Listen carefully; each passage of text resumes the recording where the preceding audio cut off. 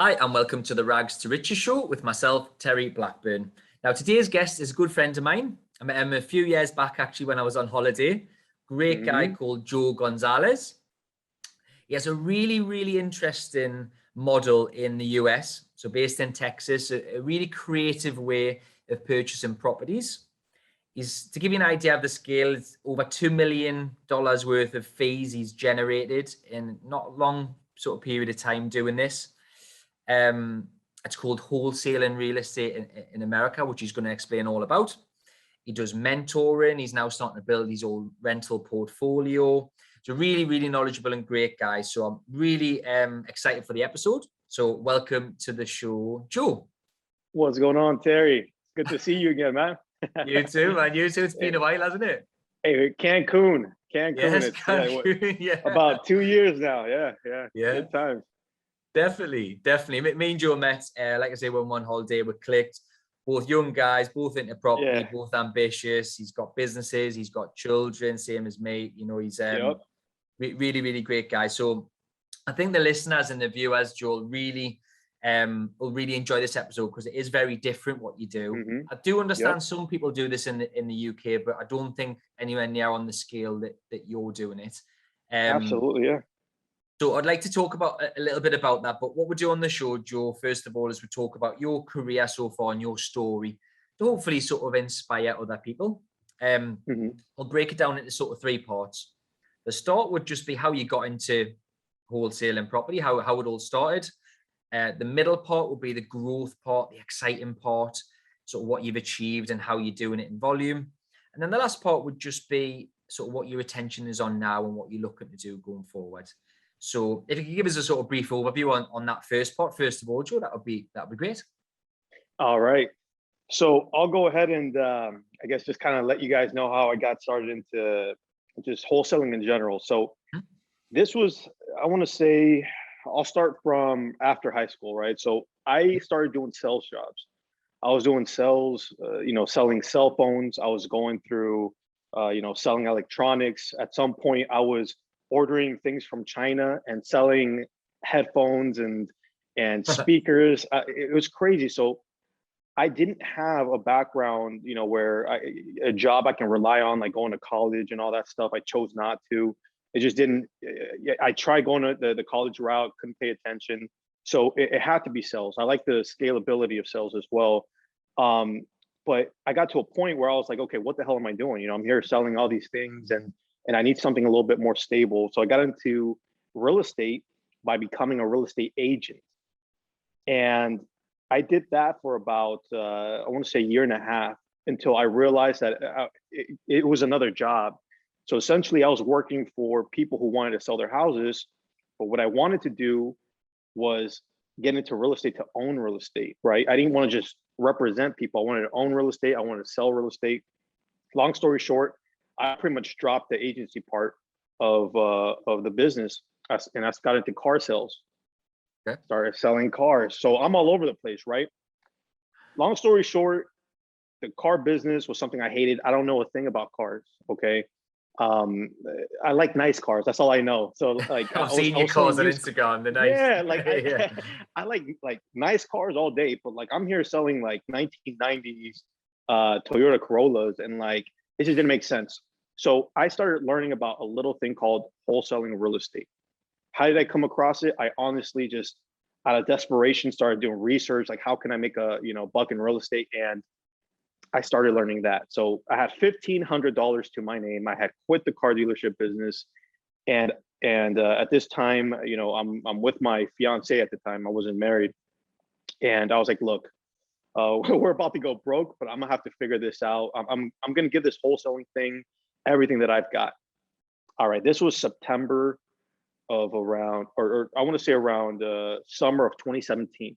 All right, I started studying wholesaling, real estate investing. Then all of a sudden, Houston, Texas gets hit with this massive hurricane. It was called a Hurricane Harvey. I'm talking about destruction all over the city. Houses flooded, and it was horrible. But what happened is opportunity came from all of that, right? Anytime there's something negative that happens, there's always that seed of opportunity that gets planted. every house goes on sale, essentially. Everybody's trying to get rid of properties. Now, I had this newfound knowledge of wholesaling, and I knew that if I could find properties where people wanted to sell them at a discount, I could go in, take these properties, get them under contract, and then sell them off to somebody who wanted to pay a premium for it. I didn't have any money. Again, guys, $1,500 to my name. How many pounds is that? That's like probably a third. Isn't it? Yeah, it's like you're broke. Yeah, you're big time. You know what I'm saying? That was my net worth. And what I did was I started, what I love about real estate and wholesaling is that if you're lacking funds, your hustle, your ambition is a form of currency. You don't need all this money. So I didn't have the money, but I did have the ambition. So I started sending out postcards, like handwritten postcards. My hand was, I'm talking about like sore. I'm writing these postcards and hundreds of them, by the way, like, hey, my name is Joe. I'd like to see if you'd like to sell your property, blah, blah, blah, right? And I sent out, I want to say about probably 400 postcards. I took that stack, gave it a nice little kiss, bam, I said, hopefully this works, right? So I waited a few days, and then all of a sudden my phone starts ringing. Off the hook. Hey, Joe, I got your postcard. I got to get out of Houston. I got to get out of Texas. It floods too much here. I'm going up north. I'm going, back to friggin' Wisconsin, or somebody else. Like, I'm trying to go back to Florida. So now I have a bunch of opportunities just coming my way. Again, knowledge is everything, right? So I had put in the work. I had studied this. So I knew my job was to lock up a deal. So a specific guy calls me. He's like, hey, look, come by, see the property, and make me an offer. Okay, I went by, saw the property. It's flooded. So like they would take the sheetrock out, and that's how it is here whenever the houses flood. So it's like you can only see the like parts of the house after the sheetrock's cut up, and everything's empty. She goes, make me an offer. I knew the house was worth around 200,000. So I'm like, all right, here goes nothing. I said, all right, well, look, after seeing the property and damage, I can go ahead and do 70,000 on it. And he's like, done.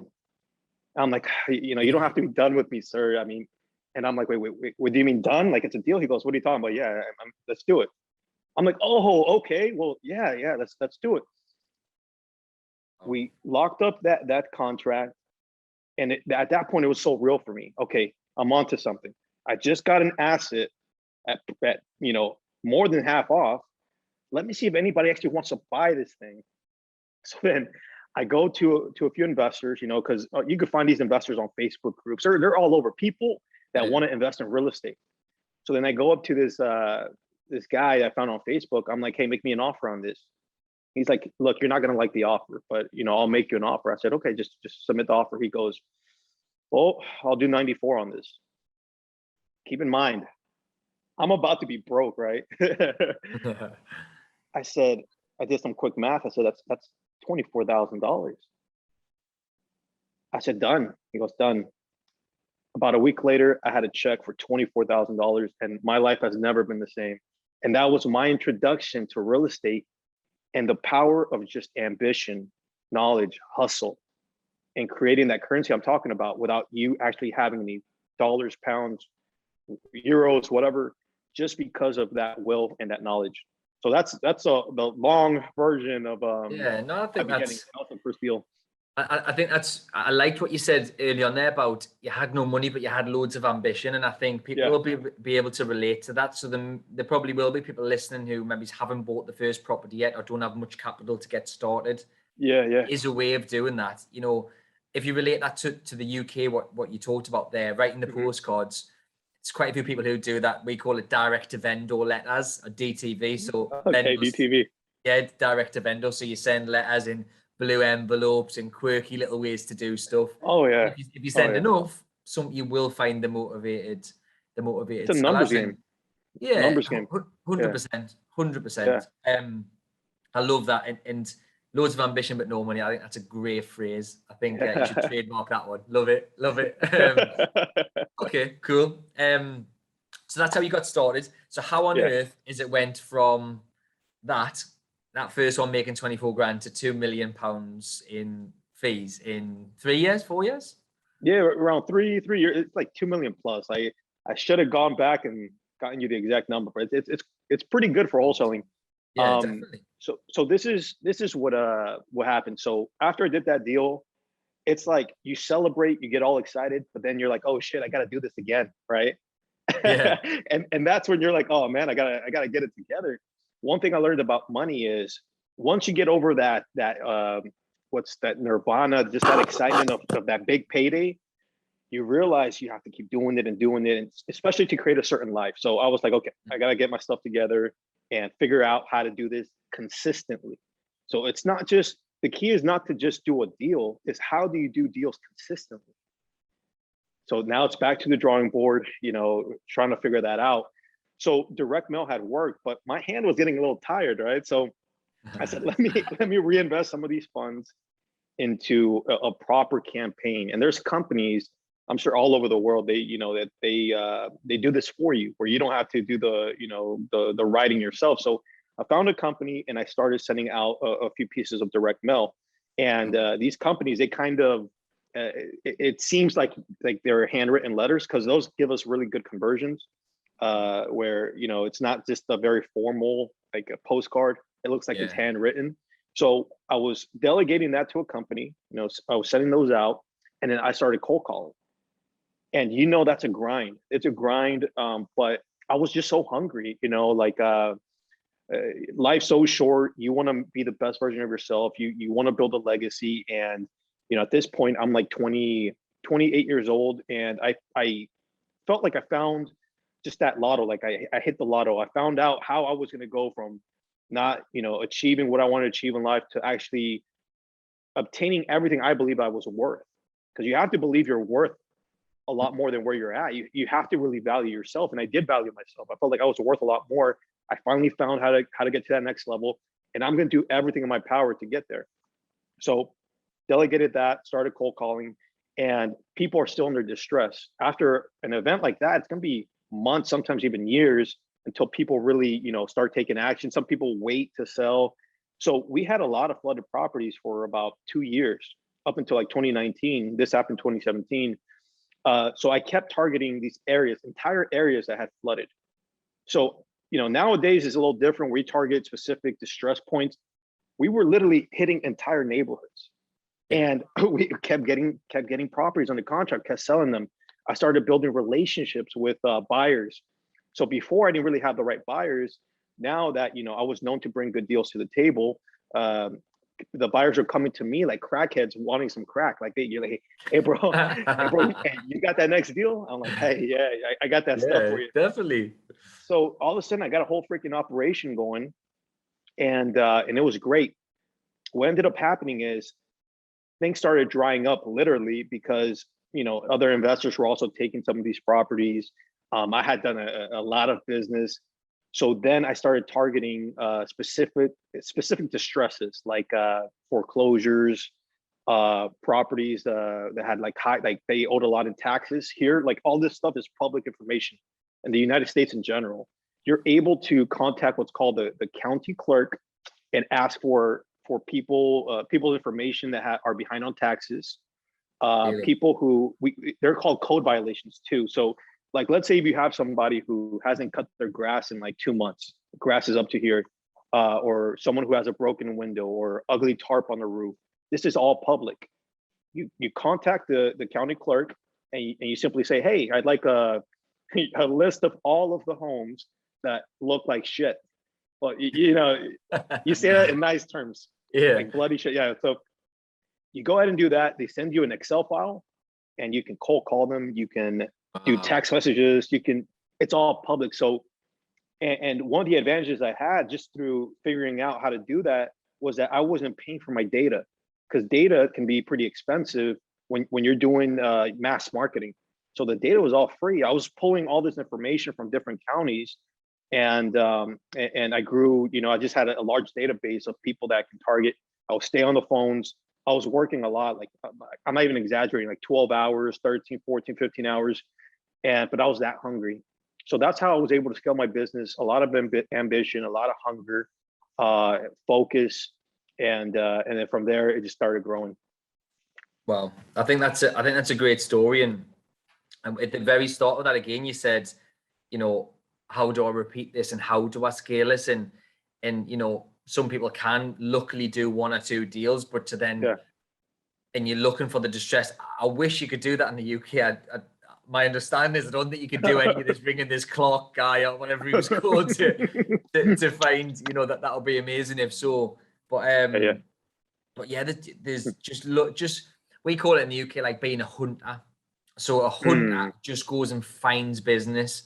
They don't sit and wait for the phone to ring. They don't sit and wait for opportunities to come to them, because half the time they don't. You have to go and hunt for business and find business and make shit happen. I think that's what you've clearly done, and being more creative and looking for the distressed areas, being specific with your marketing, I think is really clever from your part. So fair play, man. Fair play. So I love what you said too, the hunter thing, because I promise you, whenever I would wake up in the morning and I needed some motivation, I would think of what you just said. Like I would envision, like, like in the prehistoric times where, like, you had the hunters and the gatherers. I was like, I'm not about to gather blueberries. I'm a hunter. Like I have to go out and provide for my family. I have to go out and provide for myself. Like, and that's the mentality I had. So I love that you said that, because it's true. Sure, definitely. And I think some people don't have that in them. Some people have naturally got it. Some people develop it with time, but some people have just got it right. You clearly got it. I think I've got that. And I spring out of bed most mornings because I've got stuff to do. I love my life. I love what I do. So when you love it, you clearly love it. I can see the passion coming from you when you talk about it. Wait, do you beat your alarm every morning? I don't, I must admit. I get up at 5, but to be honest, to be fair, I go through periods of beating it. When you do it consistently, fair. I do, but then sometimes I change my morning routine, and I must admit, I'm 32 now. It was definitely easier when I was a bit younger. I'm certainly not old, right? I think I'm the same age. We're the same age, yeah. But I think if I'm smashing the gym all week and I'm working mad hours Monday to Friday, like Saturday, Sunday, I just like to that age recharge. I'm getting old. I just like to recharge the batteries. I'm a bit of a lion, and then go again Monday to Friday. So I think I swear, no, I get it. Like I used to feel like the best way I can describe it is like, Christmas morning, where you're just so excited. Like, and it's fair. What you said is fair. Like it can be kind of cyclical, where you go through your phases where you're getting up, you're beating the alarm, and sometimes you're not. It's like we're all seasonal. But yeah, like I remember during that phase, especially whenever I had just found out about wholesaling and making money that way, I was beating my alarm. I felt like it was Christmas morning. I just felt like it was I had to get up, go make it happen. There was opportunities waiting. And that's what you really need in order to succeed. It's just you need to get excited about it, right? You have to see what this can create for you, and that life is not something that happens to you. You literally can change the course of your life based on your decisions. Once you truly, truly, truly understand that concept, beautiful things happen. And I've seen it with my own eyes. I've seen like everything I've envisioned. Like if I truly believe that I could change the course of destiny, and it's happened. Everything I've envisioned, up until this point, I've made a reality. So that's what would get me up in the morning, is just being excited about what was next. Love that. I'm in complete agreement as well. Visualization, I think, is a big part of a lot of successful people's lives, sports people, business people. You've got to visualize it. If it happens, it happens in here before it happens anywhere else, doesn't it? You've got to visualize it first, and then also back it up with action. I think is a thing that's missed a lot of the time. The law of attraction, the book, The Secret. Everyone knows that book. It's all about thinking about it and visualizing it, and you're almost dreaming it'll come true. What I think that book misses is action. You can still wish it, but you still have to take action, right? You still have to get up every day and go and be a hunter and go to work, right? Love that.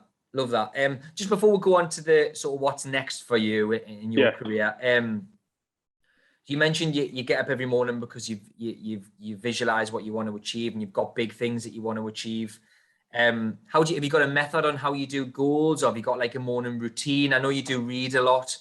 I read a lot, yeah. But yeah, just maybe tell us a little bit about your routine and how you get in this state of mind and this and how you get motivated. Great question. So I will say this, it changes all the time. Like if you were to look at my routine a year ago, it's completely different from now. And I used to kind of get upset about it because I was like, am I not being consistent? What's going on? No, it's going back to the seasonal aspect. As human beings, we're all so seasonal. Like at one point in time, 1970s music is motivating me, and I can't explain why. Or then I'll go through my rap phase. Like everything changes, and you have to be okay with that. So as of right now, my routine is different than what it was a year ago. It's going to be different than what it probably will be in a year from now. As long as I get shit done, I'm okay with how it goes. But you do have to have something that works for you. So for me, I'm getting up at around 5 a.m.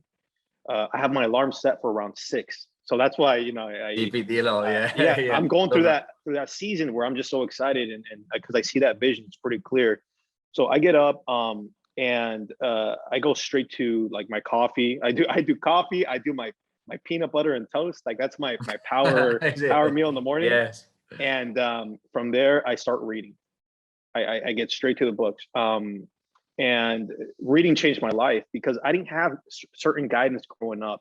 Going back real quick to my parents, they come from Mexico and El Salvador. They came here to establish that American dream for their children. They did their part. I got to do my part now, and I got to become something of myself.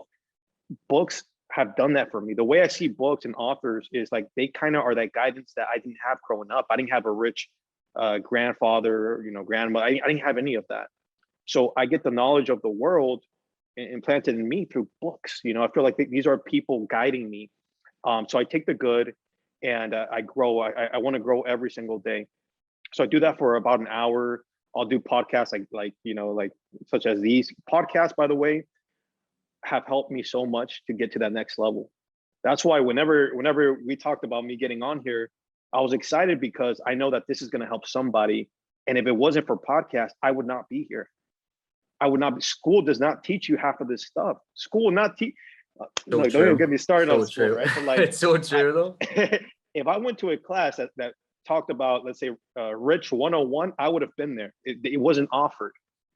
So this is the information you have to seek outside of school. Podcasts like these, and this is how you really get to the next level. So I'll do a podcast, and then at around 9 a.m., it's grind time. I get straight to the grind, finding opportunities. And I'll do that up until probably like 4 or 5. And now I'm getting into other, I know we're about to talk about that, but I'm keeping properties. So now it's changed a little bit where I go out, see a certain, see some homes that I'm working on.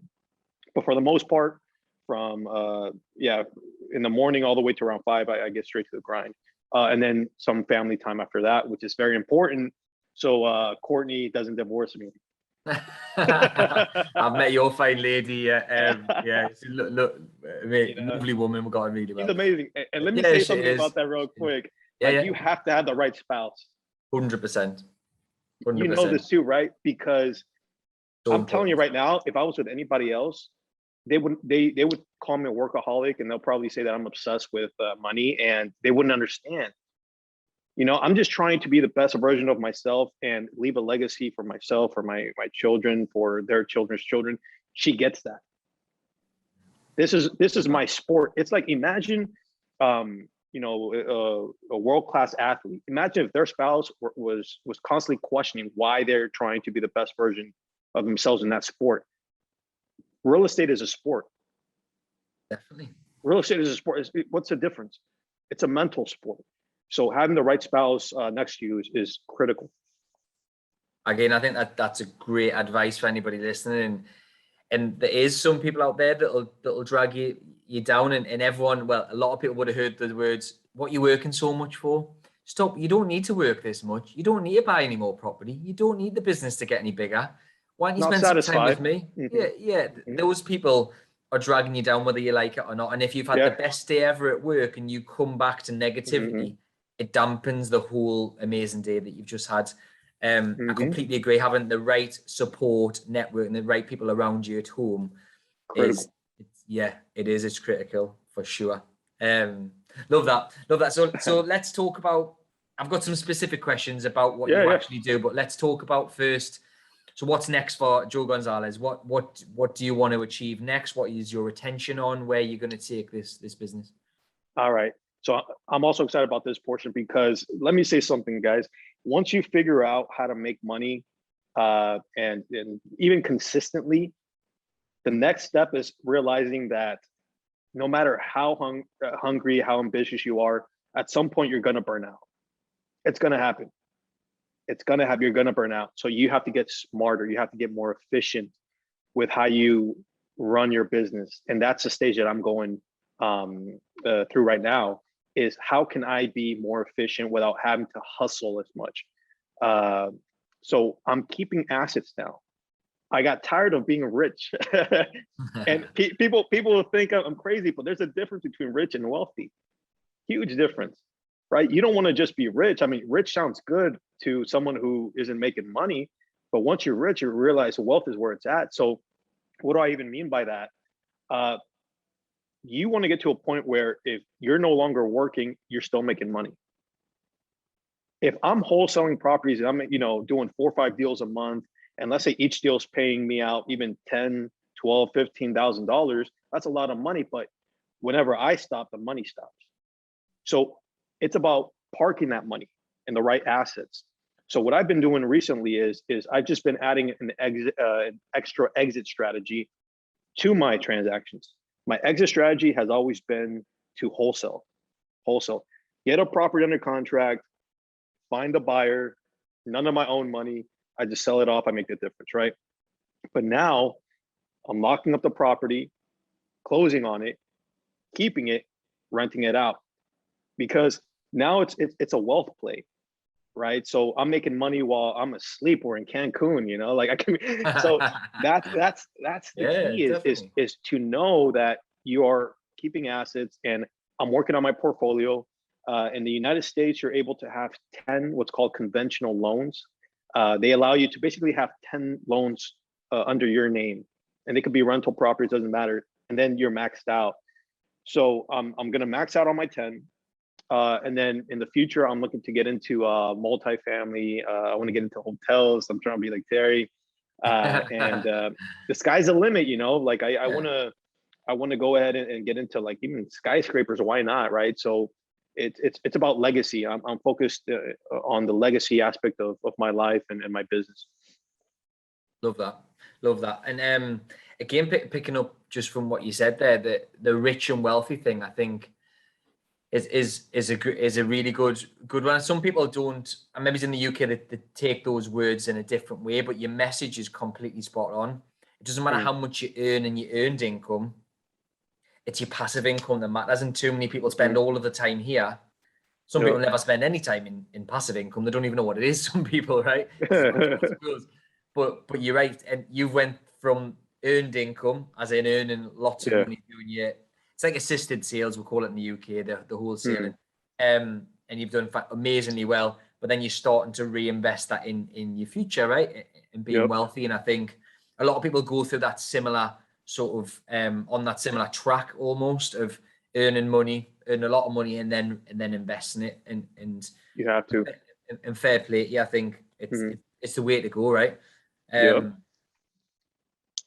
I didn't know the 10 loans thing either. That's interesting. So if you set up like companies, does that still apply, or is it just 10 loans? Is that 10 loans to your name, and 10 loans per company? Or to your name. And there's advantages because you get lower interest rates, and it's a lot easier. After 10, you get into like commercial loans. A little bit more expensive. It's different. So you could still do it, but part of being efficient too is getting into multifamily, having more units. You start kind of looking at things differently. But as far as loans, conventional loans, which is what most investors prefer, you only get 10. After that, it changes. Okay, cool.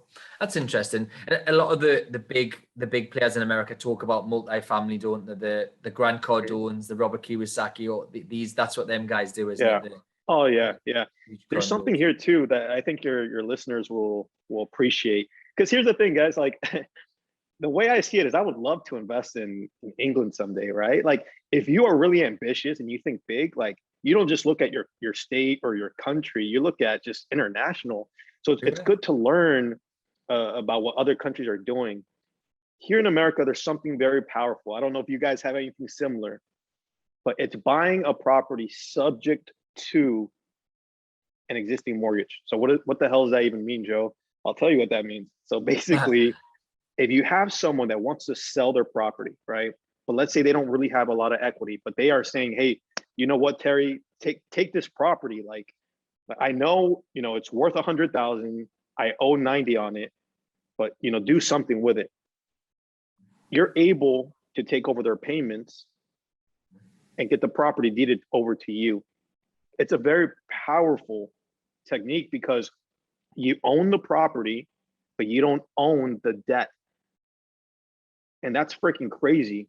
And America allows you to do that. So why is that important? Because you don't have to apply for a new mortgage. You don't have to go through the whole extensive credit and check and all that stuff. They don't have to check your income. You literally just take over someone's payments and the house is yours.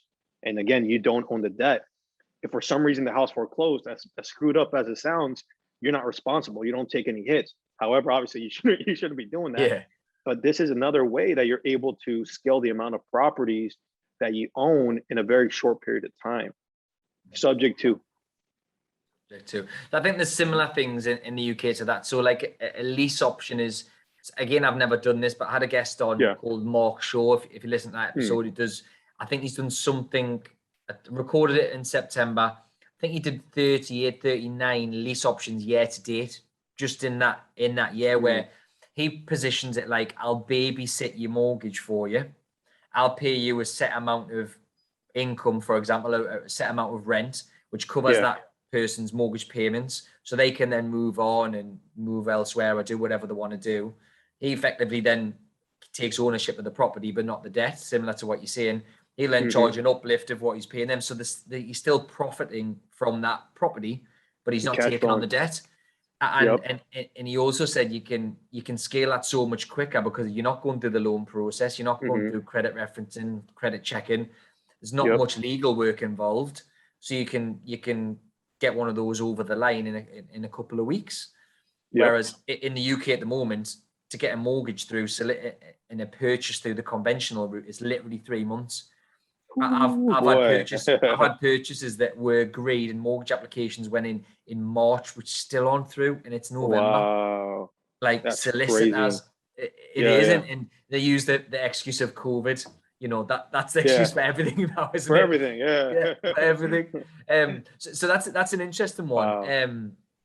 And I'm all up for, like you say, if it enables you to scale quicker and to achieve your goals quicker and get to where you want to be quicker. Why does it matter if you own the debt or not? It doesn't matter, right? If it doesn't matter, making cash flow and you're getting to where you want to be, who cares, right? Exactly. I love that. Okay, cool. Well, thanks, Joe. So what I'd like to talk, I had some specific questions for you.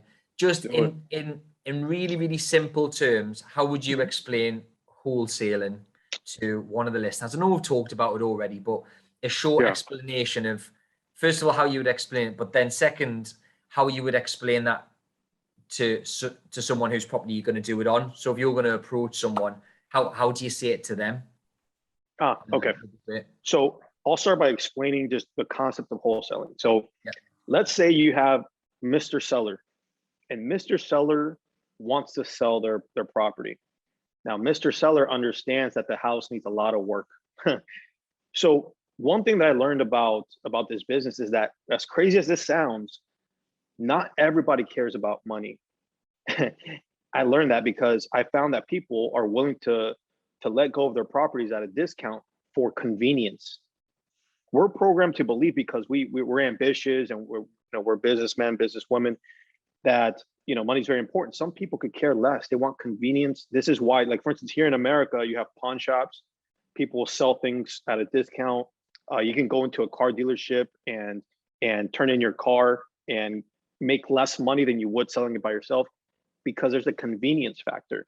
So wholesaling brings that convenience factor to real estate. So Mr. Seller says, I want $50,000 for my property. Now, as a real estate professional, it's my job to understand how much it's worth, what we call ARV, the after repair value. I got to find out how much it's worth when it's all fixed up. So let's assume that I find out it's worth 100,000. He only wants 50,000. I'll go ahead and get it under contract. Now, this is the magic, guys. So that contract is what I'm selling. I'm not selling the house because I don't own the house. This is what we call equitable interest. Very powerful. He owns the house. I own the right to buy the house. He owns the house. I own the right to buy the house. And I'm selling my right to buy the house to now Mr. Buyer. And Mr. Buyer says, you know what? First of all, Mr. Buyer does not know how much I got it under contract. He's going to make me an offer. So, hey, Mr. Buyer, make me an offer. Well, you know what? I can do 70,000. Great, done. I get the difference. So in this case, I would make $20,000. This takes about 20 to 30 days at most, because the seller wants a quick transaction, a convenient transaction. The buyer has the cash. You know, I basically just marry them together. I'm here. I'm like the preacher, just, you know, like giving my blessings and getting my check. Yeah, man. And that's wholesaling. Now, the next question was, how do I explain this to the seller? Which is a great question. This is the way I personally see it. Yeah, I'm presenting myself as a buyer. So I'm locating the opportunities. I'm not going to tell the seller, hey, look, I'm going to be wholesaling the shit out of your house. No, he's going to be like, hey, you're crazy, you know, yeah. Introduce me to your buyer now. So yeah. I find opportunities. So I go and I tell him I'm a buyer. And the thing is, at this point in time, I am the buyer, but I just happen to then find a new exit strategy within that process. You see how that works? I have 30 days to close on the property. If I happen to have an exit strategy, then, you know, I'm going to get it done. As long as I can pay him what I promised, then I've done my job. So that's the way that process works. Hopefully that makes sense. Yeah, no, I think it's a great explanation. It's easy to understand. And this can be, although there might not be many people doing this in the UK, it is called an assisted sale. Now that you've said it like that, that's what it's called over here. Not many people are shouting about it online. Not many people are doing it online that I know of anyway. Yeah. But this could be replicated anywhere. Like you say, the seller is getting what they want. At the end of the day, they're getting what they want. They're getting the price that they've said they'll sell it for. It doesn't matter if you're getting an uplift. That's on you. You've done the hard work to find someone who will buy it for more than what they'll sell it for. Yep. And if you can profit in a short space of time, then back out with volume and scale it like you're onto a winner. And those are real numbers, by the way. The $20,000 example I gave you, it's very common. I think our average spread right now is around like 17,000. So some might be 30, another one might be 8, but averaging around $17,000. So now think about doing 4 or 5 of these per month. It's crazy. It's pretty crazy, and it can quickly get just out of control, right? Like, but in a good way. So, but that's the process. You go ahead and basically find opportunities, and me personally, I believe that that's probably one of the most important aspects of real estate is or I would say talent, or whatever you want to call it. For you to be able to know how to find opportunities consistently, you hold a lot of power, because at that point in time, you can do whatever you want with the asset. You can sell it. You can sell your interest. You can go ahead and fix and flip it. You can go ahead and rent it. You name it. So if you go direct to seller and you are successful at getting that contract, I mean, you have a lot of choices. Love that. I was going to ask about the average, and I was going to ask about the top commission you made on one, if you'd be happy sharing that.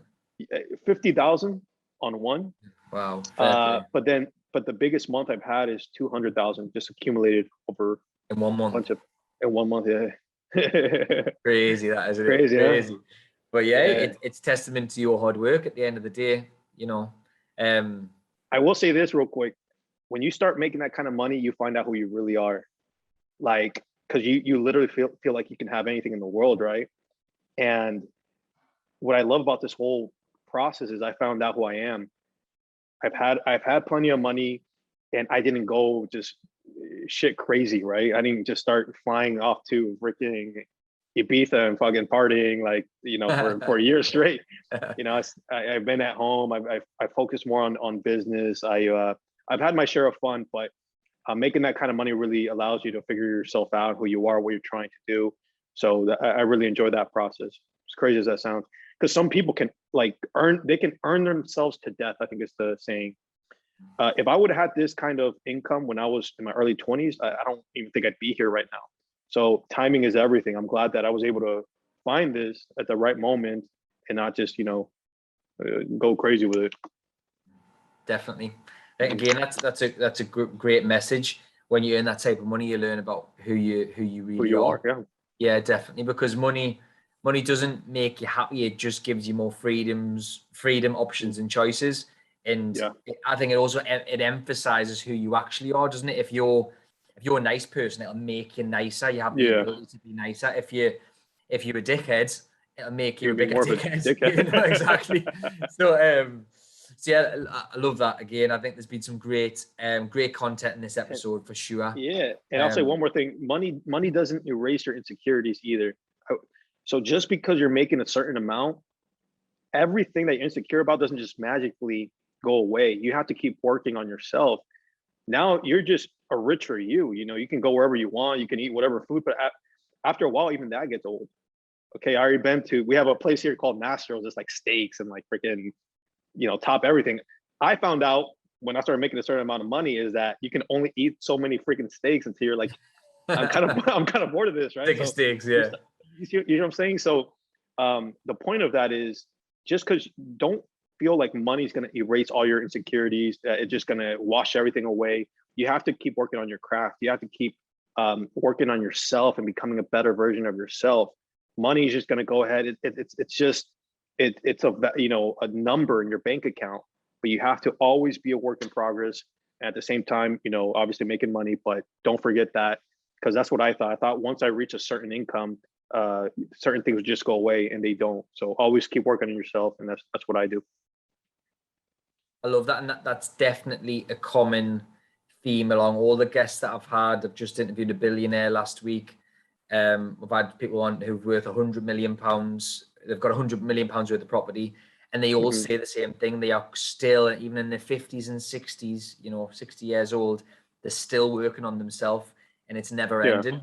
It's not never once ending. I get to such and such a stage, life will be everything that I've ever wanted, because before you even get there, what you want and what you want to achieve, where you want to go, your aspirations, your goals, everything changes with time. Like your morning routine, you mentioned, and you were completely right. A year ago, it was different to now. In a year's time, it'll be different to now as well. Yeah. It's just about constantly evolving. And although me and you might naturally do that, or might force ourselves to do it, some people, I think, just don't. I think they're sitting in complacency. So they're sitting in a place where they're content, but there's no growth in that place. There's no growth. Progression. For me, progression is happiness, because when you lose weight at the gym, you feel good. If you buy a new property, you feel good. Achieve a certain monetary goal, feel good. Your kids do something amazing, you feel good. It's progression, isn't it? And you don't get progression if you stay the same person who you've always been. And I think you're completely right. Just last couple of points, Joe. So the show's called, sorry if you're watching on YouTube, my lights are on a sensor, so it looks like I'm in the dark. The sign behind us, most people listen on Apple or Spotify anyway, but the sign behind us says the Rags to Riches Show, even if you can't see it. It says the Rags to Riches Show. But being rich can mean a lot of different things to different people. You can be rich in time, in property, in monetary terms, and loads of different things. But what does being rich mean to you, Joe? Being rich, oh man, that's a great question. To be rich in time, I think, is probably the most important thing to me.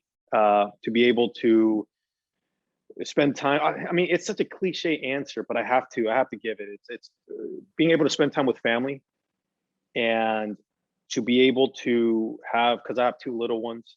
My boy is 2, about to be 3, and then my girl is 1, about to be 2. We had them back to back.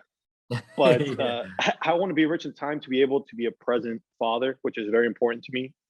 And I want to be able to leave a legacy. So going back to the sport analogy, I want to be known as one of the top players. I'm not content with just being someone who made it to the league. You know, I want to be on the legendary status. So I want to be rich in legacy. I want to be rich in time. I want to just be able to accomplish as much as I can. You know, in my short period. 100 years is not long enough to accomplish everything that you could accomplish. So I'm trying to condense my talents and figure them out as soon as possible to be able to achieve more. So just rich in value, be able to provide for you know, value to others. Like hopefully I was able to do that to some of your listeners. But that's what motivates me. That's what I believe being rich is. It's just rich in certain values. It is very, very important. Great answer. I think rich in value is it's one that hasn't been said before, and I think you're spot on. You know, I'm very similar mindset to yourself with the family thing as well. I think that's a really important thing to prioritize. You know. Yeah. Fair play. And if anyone wants to reach out, Joe, if anyone wants to follow what you're doing, maybe have a chat with you. I know you do mentoring and things. What's the best way for them to reach out to you and to find you? Man, I need a lot more people who want to do business out in England. So all my English people at Equity Boss on Instagram, reach Equity out, say Boss. hi. You know, I love chatting with everybody. I want to learn, you know, your culture. I want to go out there and have people to hang out with, which I'm gonna hit you up as soon as I get over there. Anytime you're here, you come to mine. Yeah, come to my house. No problem. You know, no and problem. same, you know, whenever you're in town, you let me know. But yeah, at Equity Boss on Instagram, reach out to me. Love that. Reach out to Joe. Great guy, knows his stuff. And, you know, why not try and replicate what he's doing in the UK? But educate yourself on it first. So, Joe, thank you so much. I've really enjoyed the episode. That was fun. Thanks for your time today, and have a great rest of your day. Awesome, brother. You too. Thanks, Joe.